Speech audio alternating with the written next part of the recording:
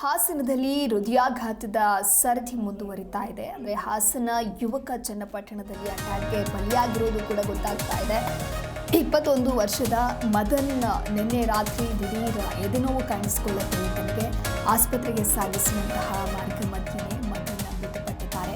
ಮದನ್ ಮೂಲತಃ ಹಾಸನ ತಾಲೂಕಿನ ಚಿಕ್ಕನಳ್ಳಿ ಗ್ರಾಮದವರಾಗಿದ್ದರು. ಕಳೆದ 2 ದಿನಗಳಿಂದ ಚಿಕ್ಕಕೊಂಡಗುಳದ ಭಾವನೆ ಮನೆಗೆ ಬಂದಿದ್ರು. ಕಳೆದ 2 ದಿನಗಳ ಹಿಂದೆ ನಿನ್ನೆ ರಾತ್ರಿ ಮನೆಯಲ್ಲಿದ್ದಂತಹ ವೇಳೆ ಮದನ್ಗೆ ದಿಢೀರ್ ಎದೆನೋವು ಕಾಣಿಸಿಕೊಳ್ಳುತ್ತೆ.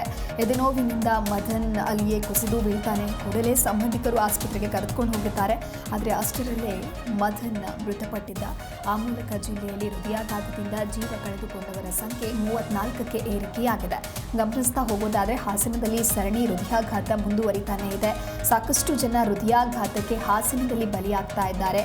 ಇನ್ನೊಂದು ಕಡೆ ಗಮನಿಸ್ತಾ ಹೋಗೋದಾದರೆ ಬಲಿಯಾದವರೆಲ್ಲರೂ ಕೂಡ ಯುವ ಜನತೆಯಾಗಿದ್ದಾರೆ. ಯುವಕ ಯುವತಿಯರಲ್ಲೇ ಇತ್ತೀಚಿನ ದಿನಗಳಲ್ಲಿ ಹೃದಯಾಘಾತ ಅನ್ನೋದು ಹೆಚ್ಚಾಗಿ ಕಾಣಿಸಿಕೊಂಡಿದೆ. ಇನ್ನೊಂದು ಕಡೆ ಗಮನಿಸ್ತಾ ಹೋಗೋದಾದರೆ ಹೃದಯ ತಜ್ಞರೇ ಕಮ್ಮಿ ಇದ್ದಾರೆ ಅನ್ನುವಂತಹ ಮಾಹಿತಿಯನ್ನು ಕೂಡ ವೈದ್ಯರು ತಿಳಿಸಿದ್ದಾರೆ. ಅಂದರೆ ರಾಜ್ಯದಲ್ಲಿ 7 ಜಿಲ್ಲೆಗಳಲ್ಲಿ ಮಾತ್ರ ಆಸ್ಪತ್ರೆಗಳಲ್ಲಿ ಮಾತ್ರ ಸರಿಯಾಗಿ ಹೃದಯ ತಜ್ಞರು ಇದ್ದಾರೆ, ಕ್ರಮವನ್ನು ವಹಿಸ್ತಾರೆ ಅನ್ನೋದರ ಕುರಿತಂತೆ ಮಾಹಿತಿಯೂ ಕೂಡ ದೊರೆತಿದೆ. ಅಂದರೆ ಸರ್ಕಾರ ಇನ್ನೂ ಹೆಚ್ಚಿನ ನಿಟ್ಟಿನಲ್ಲಿ ಕ್ರಮವನ್ನು ವಹಿಸಬೇಕಾಗತ್ತೆ. ಹೆಚ್ಚು ಹೃದ್ರೋಗ ತಜ್ಞರನ್ನು ನೇಮಿಸಿದ್ರೆ ಮಾತ್ರ ಇನ್ನು ರೋಗಿಗಳಿಗೆ ಸರಿಯಾದ ರೀತಿಯಲ್ಲಿ ಚಿಕಿತ್ಸೆಯನ್ನು ನೀಡಲು ಸಾಧ್ಯವಾಗತ್ತೆ. ನಿನ್ನೆ ರಾತ್ರಿ 21 ವರ್ಷದ ಮದನ್ ದಿಢೀರ್ ಎದೆನೋವು ಕಾಣಿಸಿಕೊಳ್ಳುತ್ತೆ ಇವರಿಗೆ. ನಂತರದಲ್ಲಿ ಆಸ್ಪತ್ರೆಗೆ ಕರೆದುಕೊಂಡು ಹೋಗುವಂತಹ ಮಾರ್ಗ ಮಧ್ಯದಲ್ಲೇ ಈತ ಮೃತಪಟ್ಟಿದ್ದಾನೆ ಅನ್ನೋದು ಕೂಡ ಗೊತ್ತಾಗಿದೆ. ಹಾಸನದ ಯುವಕ ಚನ್ನಪಟ್ಟಣದಲ್ಲಿ ಅಟ್ಯಾಕ್ಗೆ ಬಲಿಯಾಗಿರುವಂಥದ್ದು.